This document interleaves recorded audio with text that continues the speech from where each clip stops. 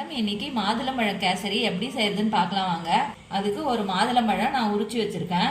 100 gram அளவுக்கு ரவை, 50 gram அளவுக்கு சர்க்கரை, முந்திரி 6, 20 திராட்சை, அரை டீஸ்பூன் அளவுக்கு ஏலக்காய் தூள், 2 டீஸ்பூன் அளவுக்கு நெய் சேர்த்துக்கலாம். மாதுளம்பழத்தை நம்ம மிக்சி ஜார்ல போட்டு ஒரு டம்ளர் தண்ணி விட்டு அரைச்சி எடுத்துக்கலாம். இப்போ அரைச்சி எடுத்தாச்சு, இதை வடிகட்டி எடுத்துக்கலாம்.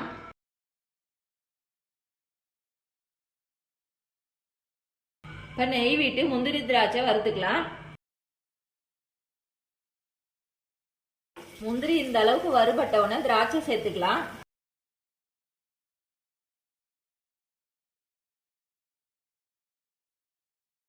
மீதி இருக்க நெய்ல ரவையை வறுத்துக்கலாம்.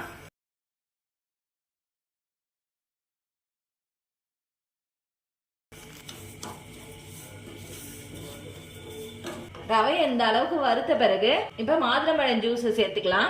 எந்த கப்பால ரவை எடுத்தோமோ அதே கப்பால 2 கப் அளவுக்கு மாதுளம்பழம் ஜூஸ சேர்த்துக்கலாம்.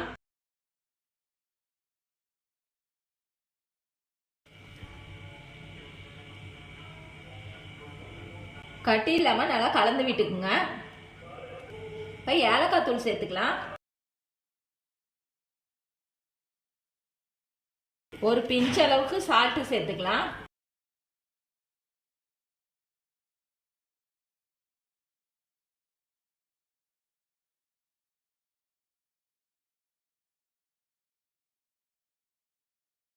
வறுத்த முந்திரி திராட்சை சேர்த்துக்கலாம்.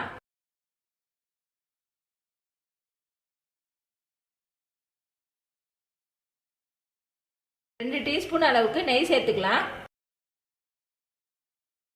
நெய் சேர்த்துட்டு நல்லா கலந்து விட்டுருங்க.